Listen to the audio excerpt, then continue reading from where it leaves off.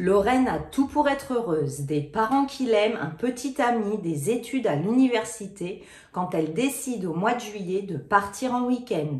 Malheureusement, nous ne la reverrons jamais.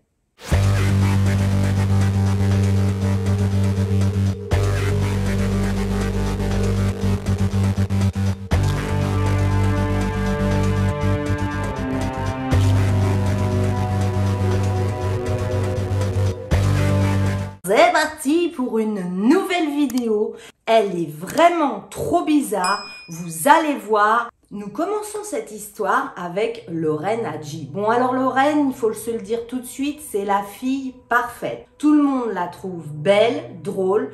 Toutes les filles veulent être son amie et tous les garçons la regardent et veulent que ça soit leur petite amie. Bon bah justement, Lorraine, elle est trop contente parce qu'enfin, elle a trouvé l'homme de ses rêves. Elle dit à toutes ses amies à l'université, j'ai trouvé le bon. Lorraine était en deuxième année d'université et vous n'allez pas le croire, qu'est-ce qu'elle étudiait? La criminologie. Quand tout d'un coup, en juillet 2015, une idée lui traverse la tête. Des amis à elle vont partir à un festival et elle voudrait les accompagner. Donc elle va trouver sa mère. Il faut savoir que sa mère et elle, elles ont une relation fusionnelle. Elles sont tout le temps ensemble, elles font du shopping ensemble, elles sont très complices. Du coup, quand sa fille lui dit qu'elle veut partir en week-end avec des amis, sa mère, elle a un peu peur. Elle lui dit, tu vas partir avec qui? Et sa fille lui répond, avec Anna. Bon, alors la mère, elle connaît Anna, c'est une amie à Lorraine. Du coup, elle fait un peu plus confiance et elle laisse partir sa fille à ce fameux week-end. Alors là, Lorraine, elle est trop heureuse. Ça va lui changer de ses études, elle va être seule avec ses copains pendant 2 jours. Ça va être fiesta, boisson, etc. Parce qu'il faut que je vous parle du fameux festival où ils partent en week-end. C'est le festival Wackfest à 2 heures de Nashville. Il y a des tentes, des bateaux, vous pouvez loger sur les tentes ou sur les bateaux, c'est en mode camping, en mode festival. Il y a des centaines de wakeboarders professionnels et amateurs qui vont faire des figures sur un lac. Il y a plein de petits barbecues, de stands payants de nourriture et de bars avec beaucoup d'alcool. C'est un lieu où on aime faire la fête. Donc imaginez Lorraine, elle est trop contente d'y aller avec ses potes pendant 2 jours. Lorraine et son amie Anna prennent la route et elles vont se rendre au festival. Et d'ailleurs, pendant la route, elle aura posté quelques photos de Anna et elle sur Instagram pour montrer à quel point elle s'amuse. Et là, on va découvrir un autre visage de Lorraine. Elle arrive au festival, il y a Anna et 2 autres amis, Aaron, le petit ami d'Anna, et Christopher, qu'elle ne connaît pas trop. Ils font tous connaissance, s'amusent, ils sont plutôt discrets, à part Lorraine. Elle n'arrête pas de danser, de chanter à tue-tête et elle boit énormément d'alcool. Les garçons, eux, vont passer leur journée à faire du wakeboard sur le lac, pendant que Anna et Lorraine boivent des bières. Il faut savoir un détail très bizarre. Dans cette histoire, il y avait un autre garçon dans le groupe, mais personne jamais ne le mentionnera. Qui est-il? Brice Grambel. Bon alors lui, moi je l'aime pas du tout. Hein. C'est le gars qui parle pas beaucoup ou quand il parle de lui, il est très prétentieux. Il affiche des idées extrêmement tourné vers la toute-puissance des personnes blanches et il l'affiche même sur son compte Instagram à travers énormément de posts extrêmement limites. Et pour couronner le tout, c'est un passionné d'armes. Donc je vous ai dressé le tableau de ce charmant personnage. Du coup, ils traînent tous ensemble, arrive le soir et ils vont aller écouter des petits groupes de concerts et Lorraine, elle continue à boire. Quand d'autres personnes qui se trouvaient au festival vont dire au petit groupe « Eh oh, vous ne savez pas, il y a une nouveauté, on peut dormir dans un hamac au-dessus du vide. » Et la misère, ne me demandez pas pourquoi, mais Lorraine qui aimait bien peut-être, je sais pas, se mettre en avant ou montrer aux gens qu'elle n'avait pas peur, dira « Eh bien moi, je vais passer la nuit dans ce hamac. » quelle horreur! Bon, je vous dresse un peu le topo, hein. Le hamac, il est tout en haut d'une falaise. D'un côté, vous avez la terre côté falaise et de l'autre côté de votre hamac, vous avez 27 mètres de vide. Mais dites-moi en commentaire si vous seriez capable de passer la nuit dans ce hamac. Moi, je vous le dis tout de suite, j'en serais totalement incapable. Reprenons. Tout le monde sait que ce hamac est dangereux puisque je vous ai dit il est suspendu au-dessus du vide à 27 mètres de haut et que si jamais vous faisiez une chute, vous atterririez dans les rochers qui sont énormément tranchants puis dans l'eau au risque de vous noyer. Mais Lorraine n'en fait qu'à sa tête et elle décide de dormir dans le hamac et là, bizarre, Chris décide de la rejoindre. Ils sont tous les deux dans le hamac. Il est 3 h du matin. Faisons le topo. Lorraine et Chris dorment dans le hamac. Ils sont tous les deux sous effet de l'alcool. Je tiens quand même à rappeler que de base, Lorraine, elle a un autre petit ami et il y a un autre couple qui dorment à leurs pieds dans une tente et personne ne voit rien de bizarre, de dangereux. On laisse tout comme ça et c'est pas grave. Petite indication supplémentaire, il faut savoir que Christopher dans la soirée avait dragouillé Lorraine et elle l'avait tout le temps repoussé, il ne l'intéressait pas. Donc je ne comprends pas ce qu'il vient faire maintenant dans son hamac. Le soleil va se lever, tout le monde va se réveiller et là, vous n'en reviendrez pas, Lorraine a disparu, elle est introuvable. Bon alors, ces amis là, les trois là, ils vont y aller de leurs petits commentaires, hein. Ils vont dire on ne sait pas où est Lorraine, oh ben elle a dû faire un tour, elle doit être au festival, elle n'est pas là, ah bon, ce n'est pas grave. Ils ne s'inquiètent pas de sa disparition, à aucun moment ils ne vont être inquiets.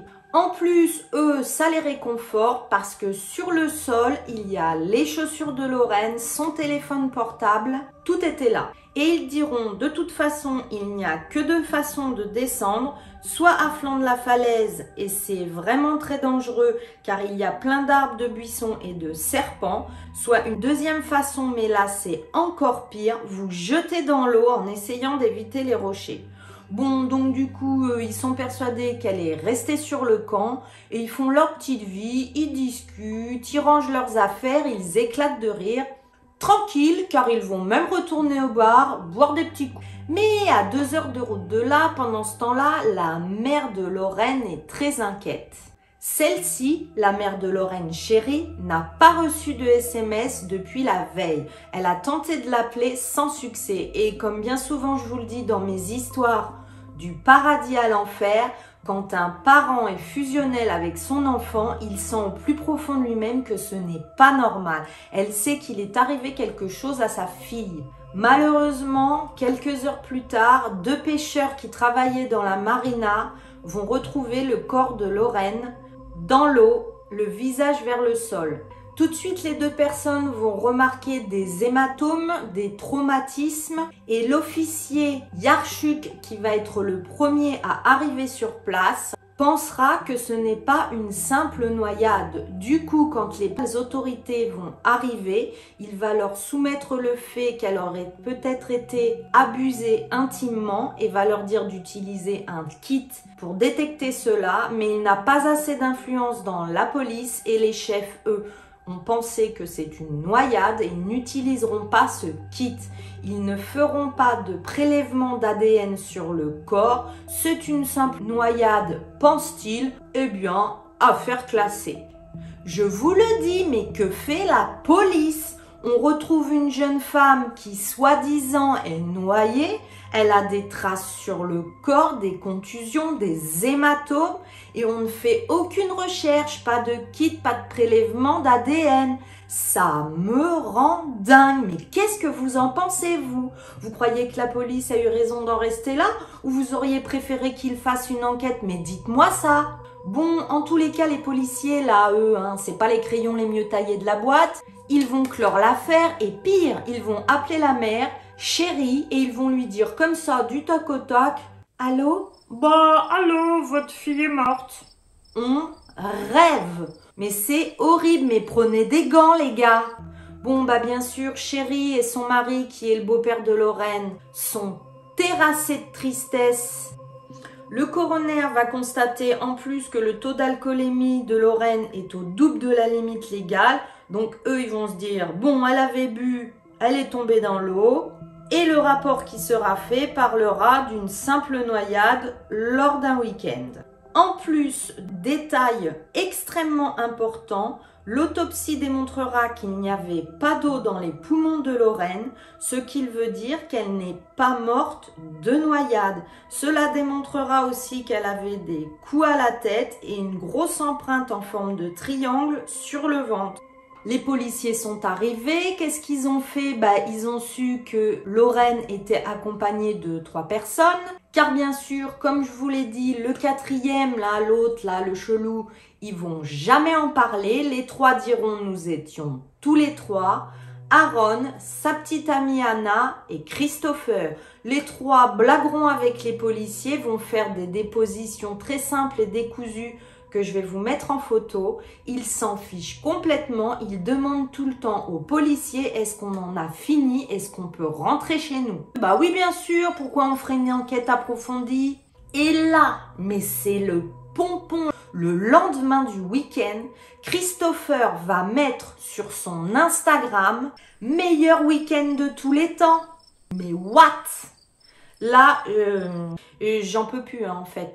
Le gars, il a passé un week-end avec ses amis. Une de ses amies est décédée et il met sur son Instagram « Meilleur week-end de tous les temps ». Reprenons. Bien sûr, les parents vont devoir faire les funérailles de Lorraine. Ils vont organiser un enterrement. Les jours qui ont précédé l'enterrement, les 3 amis de Lorraine n'ont jamais communiqué avec la famille et n'ont jamais souhaité leurs condoléances.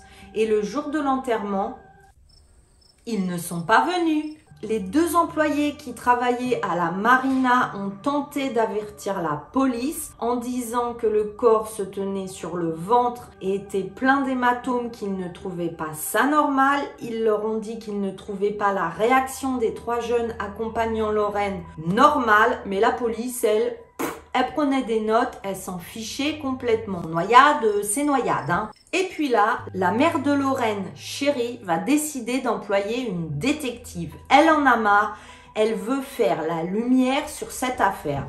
Tout de suite, la détective, elle va aller interroger les 3 jeunes. Et là, bizarre, ils ont changé de version.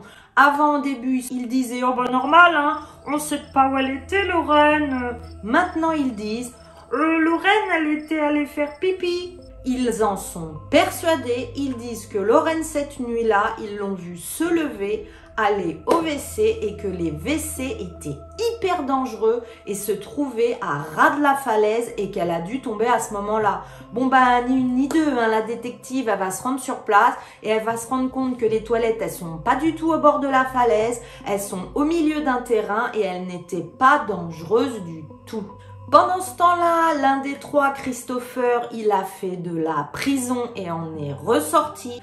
Aaron et Anna, alors Anna, elle a posé tout un tas de plaintes pour violence conjugale contre son fiancé. Oui, car en plus, ils se sont fiancés. Et contre toute attente, elle est restée avec lui. La mère de Lorraine en a vraiment marre. Et avec le père de sa fille avec qui elle ne vit plus, ils vont déposer plainte pour mort injustifiée et demander à ce que les 4, donc même celui, le louche là, Briggs Grumble, les 4 vont être interrogés. On va leur poser des questions simples. Vous êtes-vous battu avec Lorraine?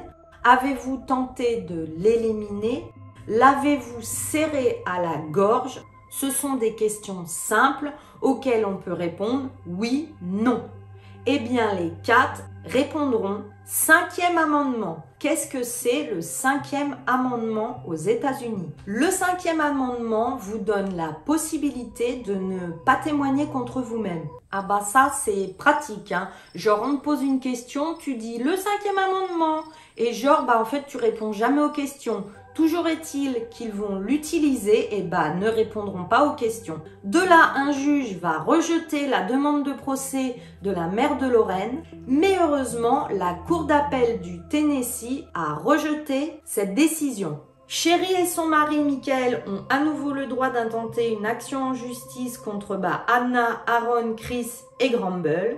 Bon, il faut savoir qu'à ce jour, les 4 nient toujours les faits et ne sont absolument accusés de rien. Sa mère a dit au sujet de Lorraine, elle avait 21 ans, elle avait un plan pour finir l'université. En fait, elle voulait aller dans le domaine du CIS. Elle avait un don pour cette science et la résolution des mystères. Elle était intuitive, elle était juste comme une lumière dans une pièce sombre, une énergie incomparable.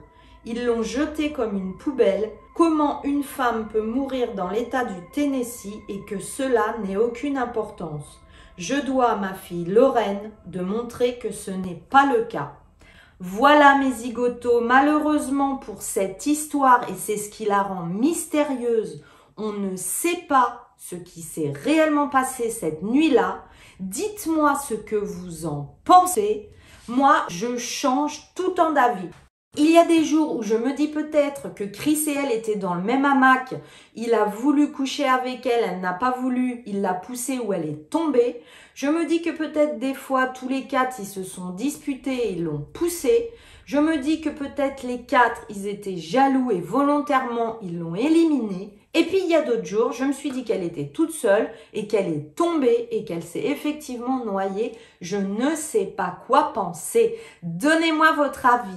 Et vous savez ce que vous pouvez faire si vous voulez m'aider. Laissez-moi un pouce, abonnez-vous, cliquez sur la clochette. Je vous embrasse. Prenez soin de vous. À la prochaine vidéo. Bye bye.